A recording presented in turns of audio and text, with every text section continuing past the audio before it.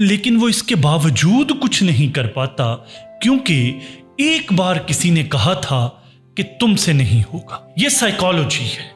हम हमारी राय जो अपने बारे में है, हम उसके ऊपर तरजीह देते हैं उस राय को जो दूसरों की हमारे बारे में होती है।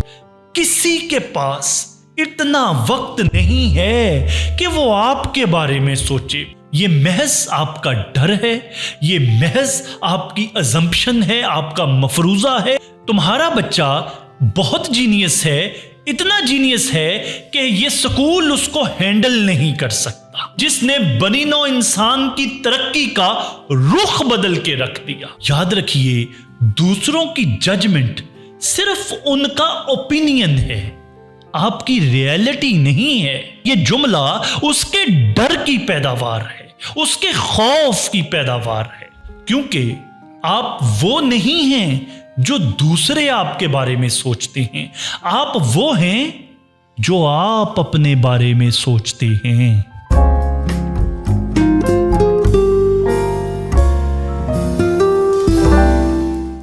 क्या कभी आपने कुछ करना चाहा और ये सोचकर रुक गए हों कि यार लोग क्या कहेंगे, तो फिर हमारा आज का वीलॉग आपके लिए है। एक इंसान टैलेंटेड है, कैपेबल है, उसके ड्रीम्स हैं, लेकिन वो इसके बावजूद कुछ नहीं कर पाता, क्योंकि एक बार किसी ने कहा था कि तुमसे नहीं होगा, और उस इंसान ने इस बात को मान लिया कि मुझसे नहीं होगा।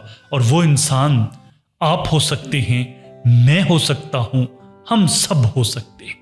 आज हम बात करेंगे उस चीज के बारे में जो किसी भी इंसान को, और खास तौर पर किसी टैलेंटेड और कैपेबल इंसान को सबसे ज्यादा डैमेज करती है।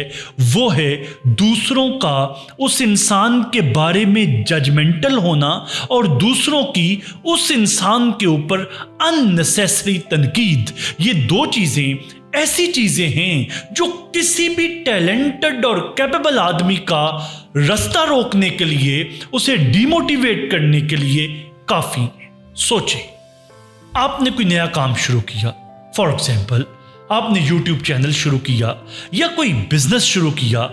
बाहर से तो किसी ने कहना ही था, मगर घर से ही किसी ने आपको कह दिया कि ओ तुमसे नहीं होगा, तुम इतने जोगे नहीं हो, ओ हमें पता है, ओ तुमसे नहीं ये कुछ भी होगा। या किसी दोस्त ने ऐसा तबसरा कर दिया कि तुम्हारी पर्सनैलिटी के मुताबिक ये काम नहीं है, तुम्हारी पर्सनैलिटी ही नहीं है कि तुम ये काम करो।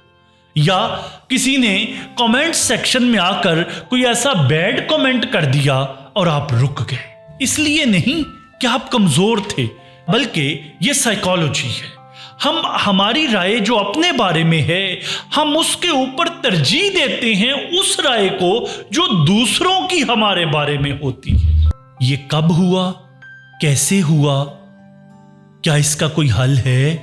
तो इसका जवाब ये है कि जी हाँ, इसका हल है, और आज के इस वीलॉग में हम इसका हल ही डिस्कस करेंगे। साइकोलॉजिस्ट ने एक चीज डिस्कवर की है जिसे स्पॉटलाइट इफेक्ट कहते हैं।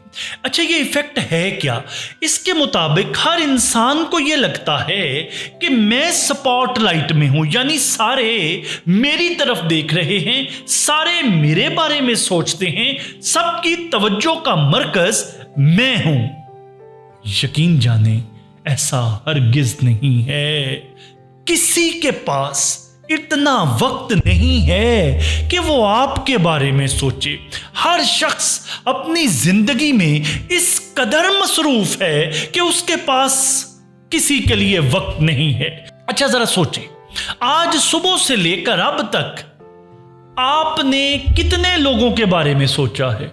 1, 2 या 3, और वो भी आपको ऐसे ही रैंडमली किसी का ख्याल आया होगा और फिर ख्याल आके गुजर गया होगा। तो फिर आपने ये कैसे सोच लिया कि लोग 24 घंटे आपके बारे में ही सोच रहे? یہ محض آپ کا ڈر ہے، یہ محض آپ کی ازمپشن ہے، آپ کا مفروضہ ہے، اور یہی ڈر، یہی مفروضہ، یہی خوف آپ کو آگے بڑھنے نہیں دیتا۔ اس بات کا یقین کر لیں کہ اس دنیا میں کسی کے پاس کسی کے لیے کوئی وقت نہیں ہے۔ ہر کوئی اپنی جنگ میں، اپنی مصروفیات میں اس قدر مصروف ہے کہ اس کے پاس آپ کے لیے کوئی وقت نہیں ہے۔ تھامس ایڈیسن کو تو آپ سب جانتے ہی ہیں۔ تھامس ایڈیسن کی ماں کو اس کے ٹیچر نے خط لکھا اسکول میں کہ آپ کا لڑکا انتہائی اسٹوپڈ ہے، یہ کچھ سیکھنے کے قابل نہیں ہے اور اس کو اسکول سے نکالنا ہی بہتر ہے۔ تھامس ایڈیسن کی ماں نے وہ خط لیا، پڑھا اور ایڈیسن سے یہ کہا کہ تمہارے ٹیچر کا یہ خط آیا ہے اور اس نے کہا ہے کہ تمہارا بچہ بہت بریلینٹ ہے، تمہارا بچہ بہت جینیس ہے، اتنا جینیس ہے کہ یہ سکول اس کو ہینڈل نہیں کر سکتا، اس لیے ہم تمہیں اب گھر میں ہی پڑھایا کریں گے۔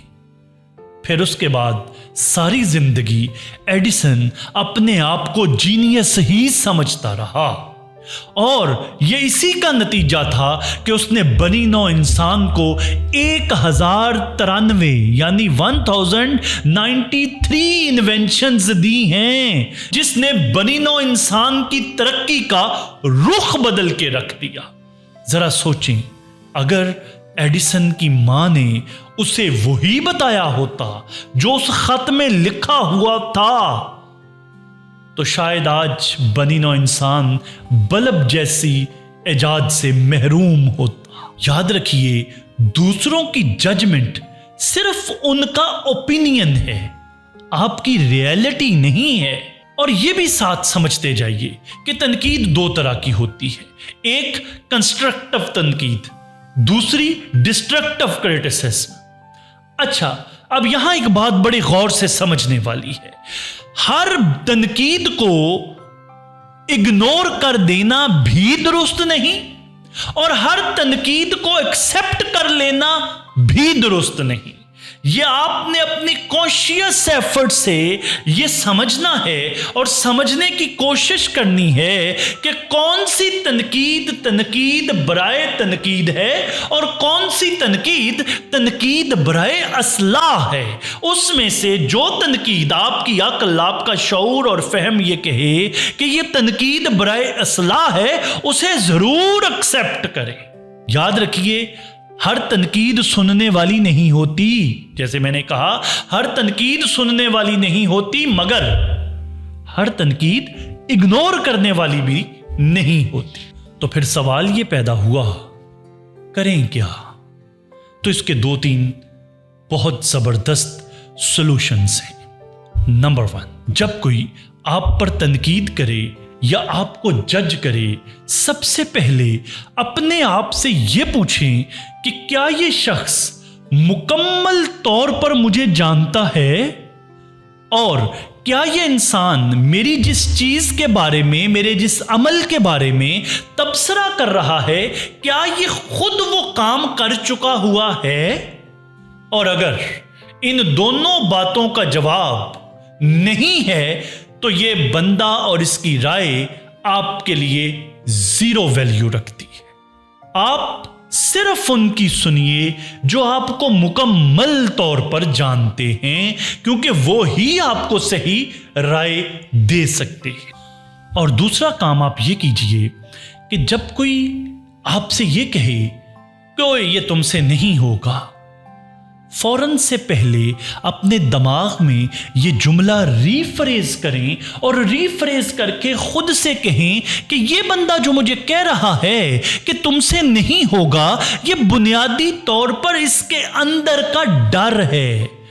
دراصل یہ اس سے نہیں ہوگا، دراصل یہ اس کا ڈر، اس کا فیئر، اس کا سیلف لمیٹنگ بلیف، یہ وہ میرے ساتھ شیئر کر رہا ہے۔ یہ مجھے کوئی سوچ سمجھ کے تبصرہ نہیں کر رہا، بلکہ اپنے فیئر کی بنیاد پہ مجھ سے کہہ رہا ہے کہ یہ تم سے نہیں ہوگا۔ یہ جملہ اس کے ڈر کی پیداوار ہے، اس کے خوف کی پیداوار ہے۔ اور اگر کوئی آپ سے یہ کہے کہ تم فیلئر ہو تو اپنے ذہن میں آپ یہ سوچیں اور اپنے دماغ کو آپ یہ پیغام دیں کہ یہ ان کا میرے بارے میں ادھورا خیال ہے، کیونکہ یہ میری مکمل کہانی نہیں جانتے، اور ویسے بھی اس وقت جس لمحے یہ بندہ یہ تبصرہ کر رہا ہے ابھی میری پوری کہانی لکھی نہیں گئی۔ جب پوری کہانی لکھی جائے گی تو فیصلہ ہوگا، اور تب فیصلہ ہوگا کہ میں کام سکسیسفل تھا یا میں فیلئر تھا۔ یہ بیچ رستے میں مجھے بتا رہا ہے کہ تم فیلئر ہو، کیونکہ یہ مجھے جانتا نہیں ہے، کیونکہ آپ وہ نہیں ہیں جو دوسرے آپ کے بارے میں سوچتے ہیں، آپ وہ ہیں جو آپ اپنے بارے میں سوچتے ہیں۔ اور تیسری بات، اپنے اندر اپنے غصے کو پالنا سیکھیں۔ آئی ایم ریپیٹنگ، اپنا غصہ، اپنی کمٹمنٹ، اپنا جنون اپنے اندر پالنا سیکھیں۔ دنیا کے کامیاب لوگوں میں ایک چیز کامن ہے، اور وہ کیا ہے کہ انہوں نے اپنے اندر اپنے پیشن کو مرنے نہیں دیا، انہوں نے تنقید کو فیول کی طرح استعمال کیا۔ اسٹیفن کنگ کا پہلا ناول 30 بار ریجیکٹ ہوا، اوپرا ونفری کو ٹی وی سے ریجیکٹ کر دیا گیا یہ کہہ کر کہ آپ کی پرسنالٹی ٹی وی کے قابل نہیں ہے۔ اسٹیو جابز کو اس کی اپنی بنائی ہوئی کمپنی سے نکال دیا گیا، لیکن تاریخ نے بتایا کہ یہ سب ہارے نہیں، اور انہوں نے اپنی فیلڈ میں اپنے آپ کو منوا کر دکھایا۔